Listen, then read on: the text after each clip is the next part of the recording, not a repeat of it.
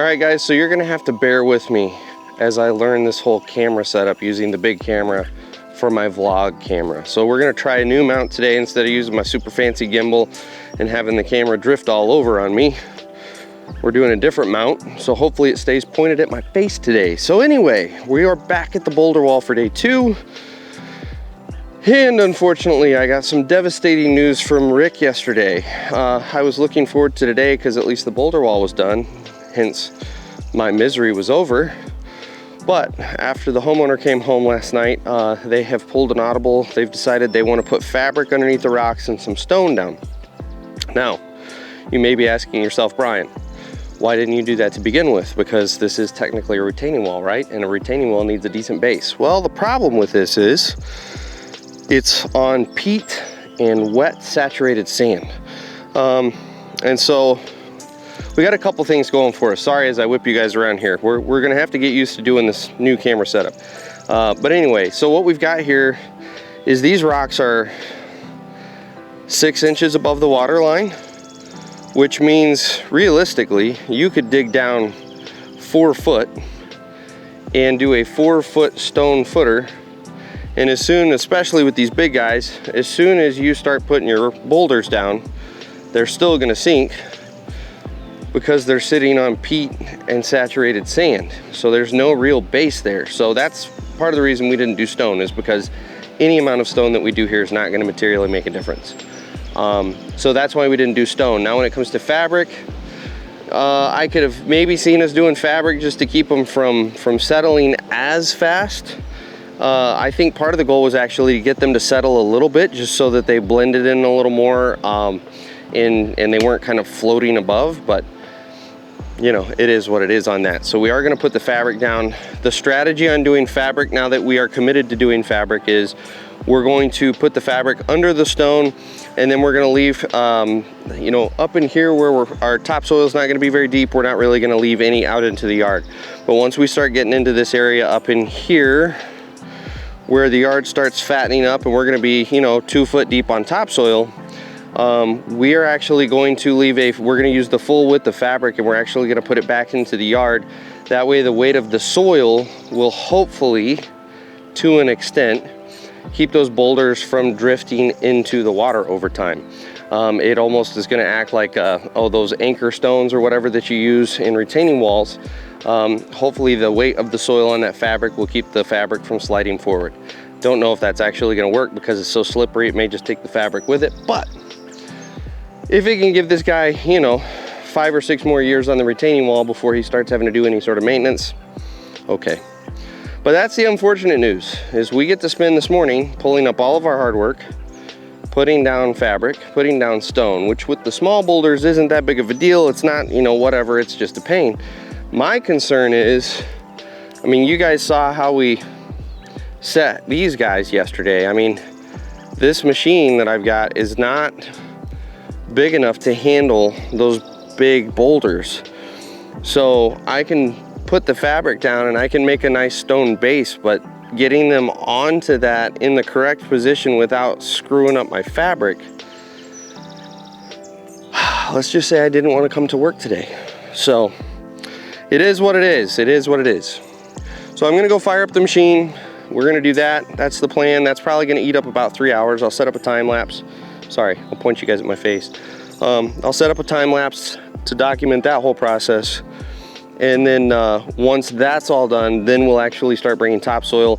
We are, if you followed my very first vlog way back in the day, my first project I worked with Rick on was a floating yard that we made in similar conditions where we didn't have anything firm underneath it. So what we're gonna do is lay fabric across the entire yard and put the topsoil over top of it, and that way it kind of disperses that weight. So we're gonna do the exact same thing here. Once we get all of our retaining wall done, we're gonna put our fabric down across the yard, and then we're gonna start bringing in topsoil and pushing out across it. So that's the plan. I'm gonna go, there I go with that talking thing again. I'm gonna go get set up, get the machine warming up. So as always, we'll catch you in the machine, guys.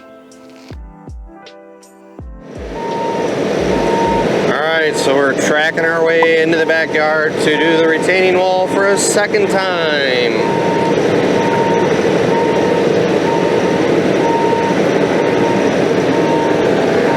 It's significantly firmer than it was yesterday, but I'm gonna fix that when I get in here and start messing around.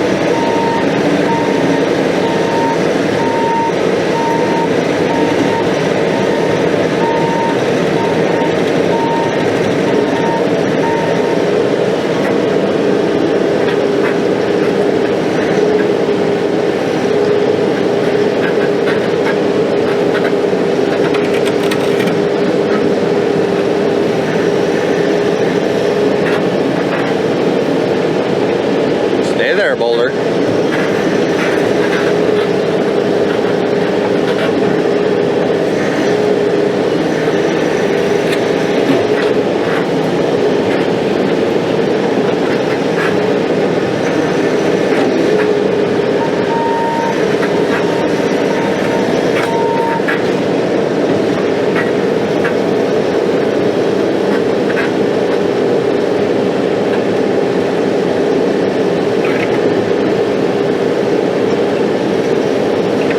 The goal here is don't screw up the dock, obviously.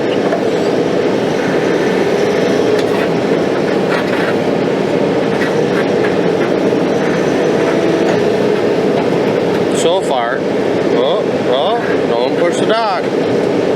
There we go.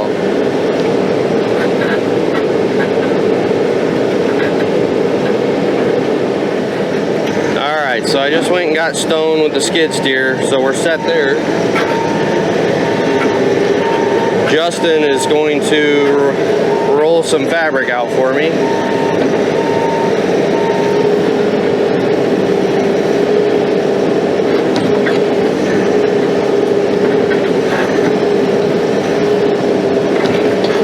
You want to go ahead and put that fabric down?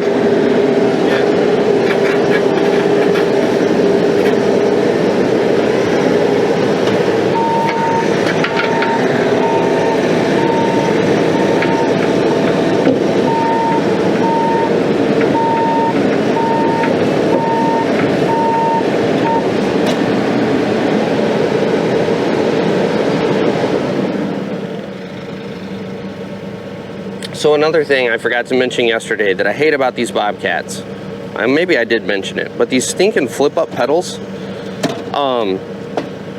that's super irritating because every time you go to put your foot on them, you kick them up, and then you can't freaking use them because they're in the way. Like, drives me absolutely nuts about this machine. That's all right. No, yep, you're good. And we'll just, and you don't have to be super perfect there because it's just going to get covered over. Yep. So what we'll do is, like I've got it here, take your fabric, roll it over the next stone. We'll set all of those. And then what we'll do is take this back and throw it up over the ones we just set. I'll pull these. So we'll just kind of leapfrog. Oh. Okay. All right, let me throw some stone down. This is where, if you want to grab that. That's a good width right there. What's that? That's a pretty good width. Yeah, that's a good width. Halfway. If you want to grab your come along, I'll throw a little bit of stone down. We just need to rake it somewhat relatively smooth, and then I'll start setting rocks.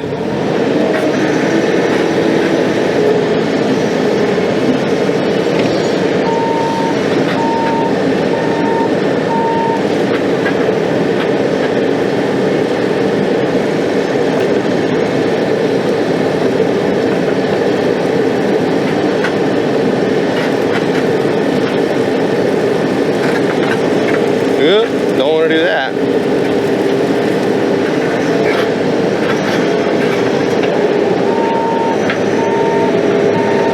Like I said, we're not going for some crazy deep footer.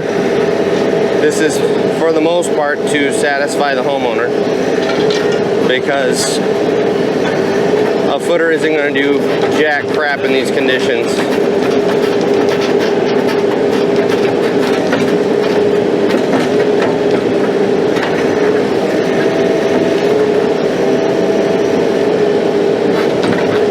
I really don't know why I'm being so anal about how much dirt I get it mixed into this. It's not going to make a lick of difference.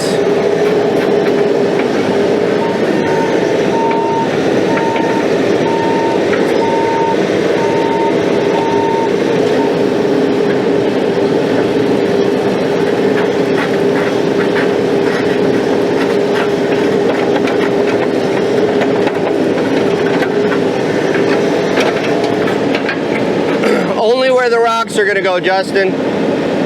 It doesn't need to go all the way to the back, just where the rocks are gonna go.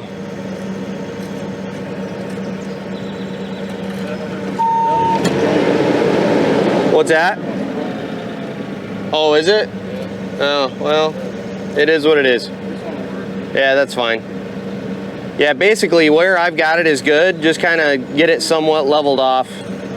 Yeah, I can push these rocks down. The ground's so soft, I can make them work the way we need them to.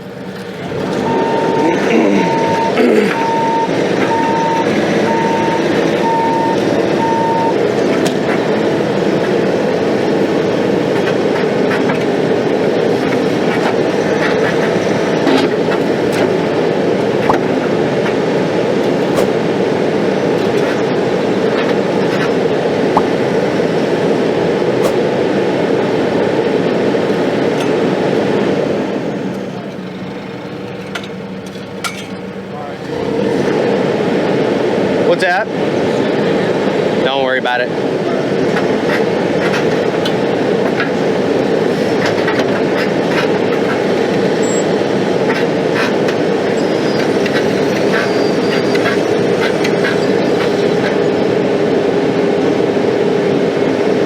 This is where it would be nice to not be using a Bobcat, where I have more finesse.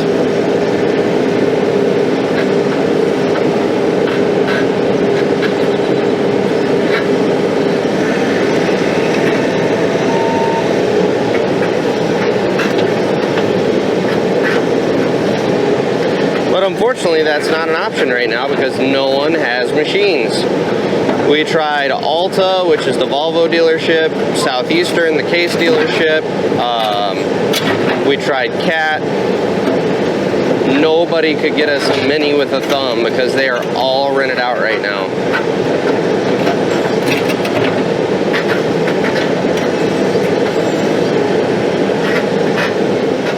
Okay, in the skid steer. The nice thing about the skid is it's got air conditioning. I am a fan of the air conditioning. What's the easiest way to turn around here without screwing up their drive?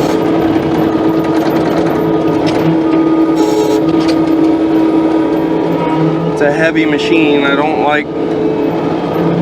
like turning around on residential driveways because they're never thick and you can quickly peel up asphalt.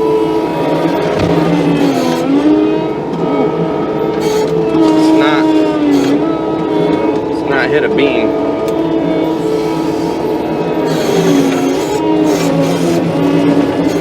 Well, you can tell I went on that with the Mini.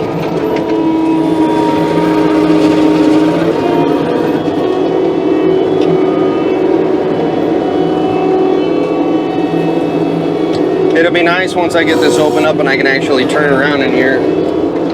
Alright, here we go. So what I'm going to have to do is start at the side of the yard that's closest to us here and kind of work my way out onto the fabric.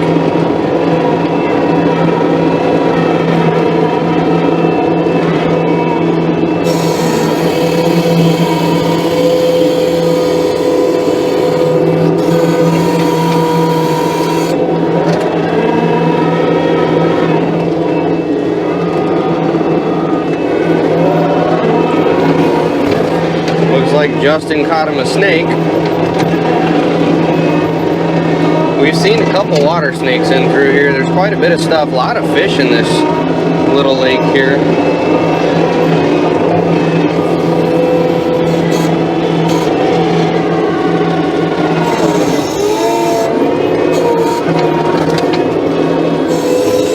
Oof.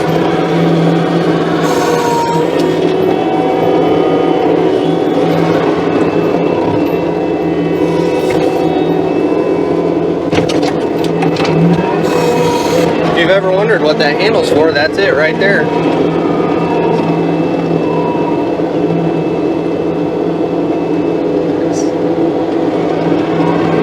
I have no idea what kind of snake that is. He's very proud of it though.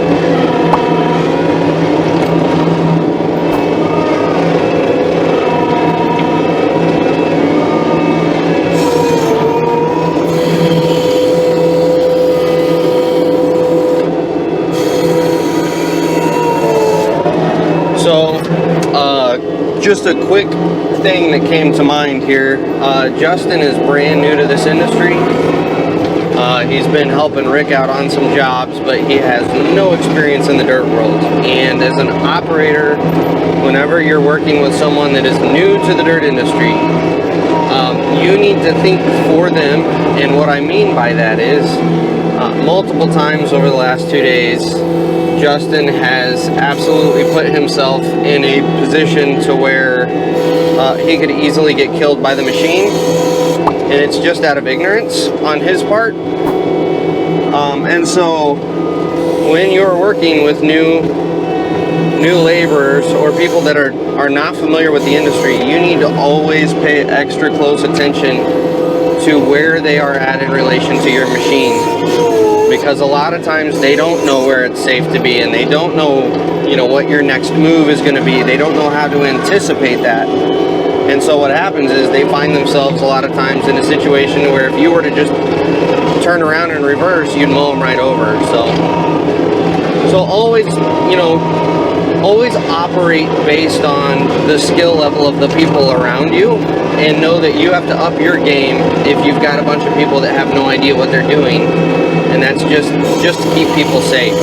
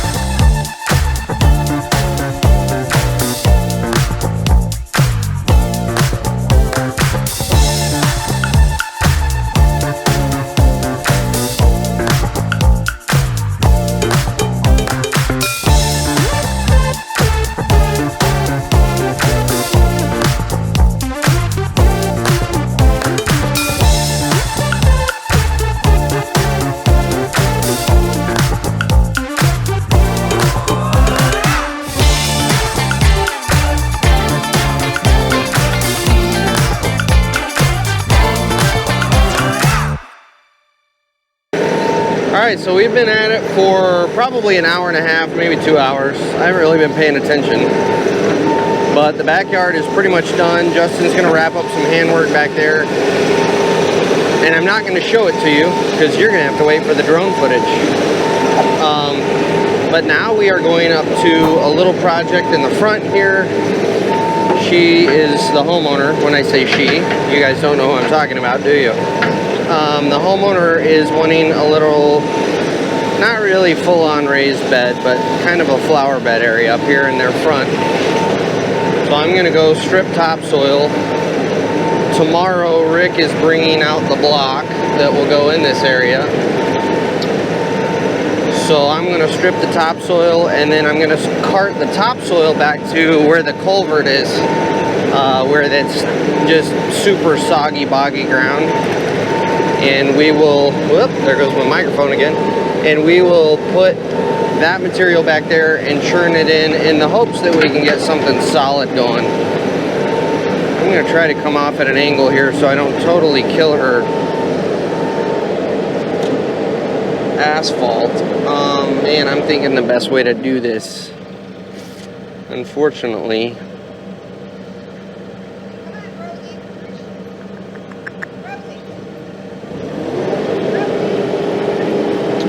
I think I can reach most of this from up on the asphalt, actually, believe it or not.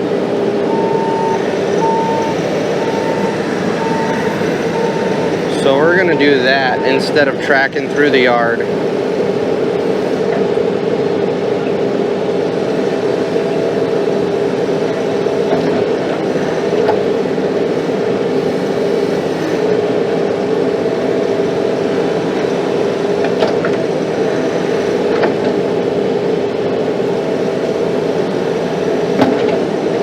In fact, we're going to go about this a whole different way.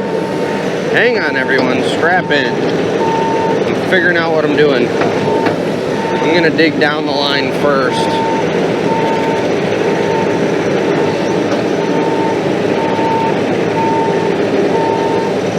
So she's wanting something kind of along this line.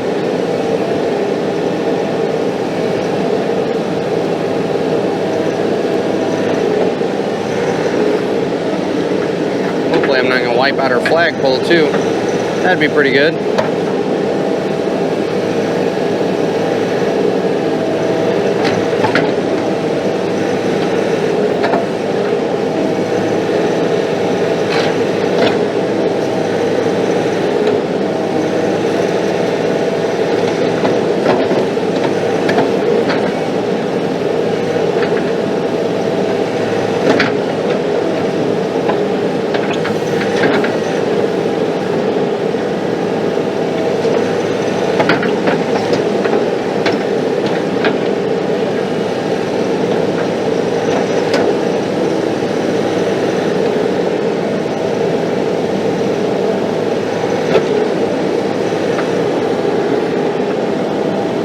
And I'm really just trying to strip the topsoil, or not even the topsoil, because this is going to be a flower bed. I don't want to take all of her good dirt. I'm literally just trying to strip sod here and get it down a couple inches.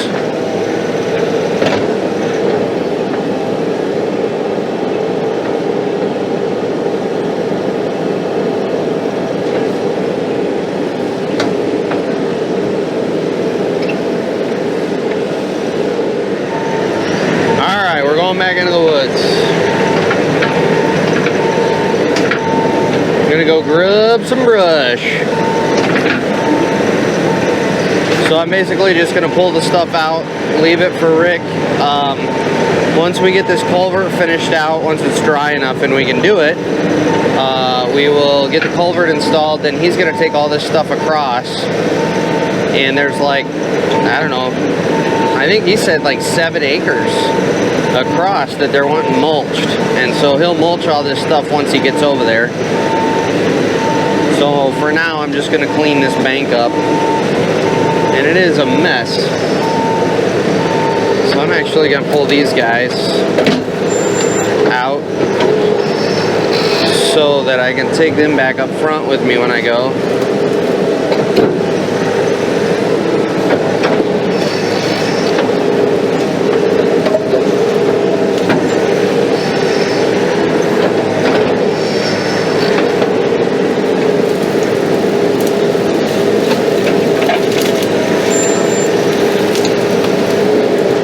This is the unfortunate thing about not having a really actual solid thumb, is it's going to be a pain in the ass to grab this stuff.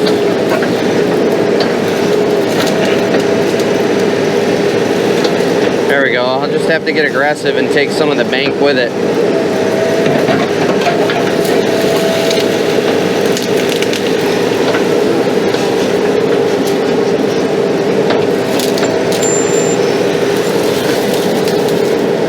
Don't hit the wind chimes.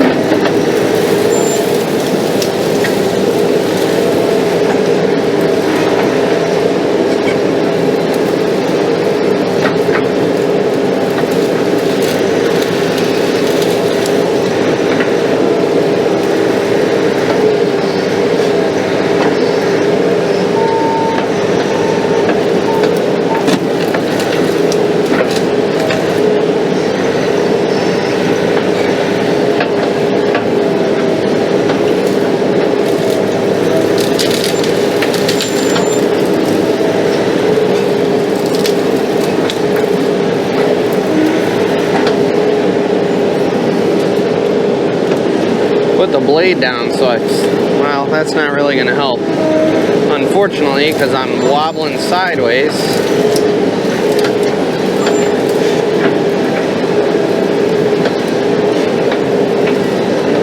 Oh my Lord, all the vines.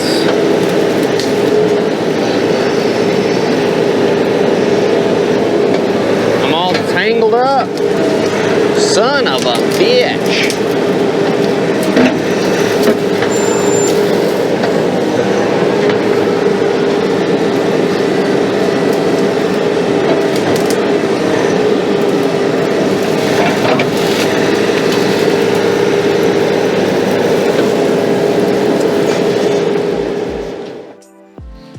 Alright guys, it is the end of the day, and it was a very effing long day. So as you guys know, we redid the retaining wall, then we topsoiled behind the retaining wall, and then we went and we have an area in the front yard. Well, you guys saw. Why am I explaining to you what we did? We got the flower bed prepped, then we grubbed out over here. So I'm gonna kind of walk you guys around and let you see what's going on here. So we have got a beautiful, lovely, almost level flat yard. It's not level, I know, but we're close enough. Everyone's pleased with the results of the retaining wall, so that makes me happy. Because like I said, I hate boulder walls because I'm terrible at them. So if the homeowner's happy, I'm happy. So let's walk back here in the woods to where the culvert is, because this is where all of the sod that we pulled out up front came back here, and I've been using it to kind of firm up this area because this was pretty wet and it needed to come up. So this has come up probably, I don't know, 12 inches or so. And then here is the area that we grubbed out. You can see they have a nice beautiful view of the channel there. And then we have, you know what, let me brighten it up for you. You want some light, guys? There you go. There's our pile of stuff that when we finally get this path in, Rick's gonna take it out that way and mulch, because he's got a bunch of mulching to do back there. So this is a project we're gonna get to at some point once it dries out, but right now it is not worthy of touching. So I finished out the day after I turned the camera off with you guys earlier. I finished out the day kind of dressing up my little haul road here, which you guys will see over my shoulder as I walk through it. Let me point you at it so the camera will focus, but you can see that I did a fair amount of leveling there, and just kind of sprucing it up. Again, using the sod so that we could kind of firm everything up. This was our topsoil area and boulder staging area here. I got that dressed up, and hey pups. And then we'll walk around front here. How you doing, pups? We'll walk around front here and you can see what we've got for a bedding area. Let me darken you down a little bit.